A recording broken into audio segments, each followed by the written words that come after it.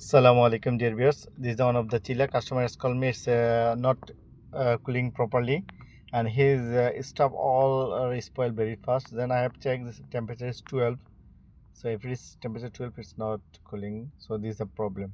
When I have checked, problem is become ice. Inside also the cooling coil evaporator has been full of ice. That's why the cooling air cannot rotate. That's why it's not cooling the all of the stuff unable to cool.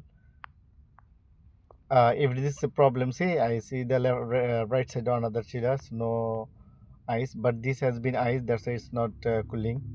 Temperature is 15, 12 like that. So if it is problem, there are two reasons. First reason, if this cooling fan is not working, but this freeze cooling fan is working, so good. Then second reason is this temperature controller. See, become lot of ice. So I'll change the temperature controller, then it will be okay.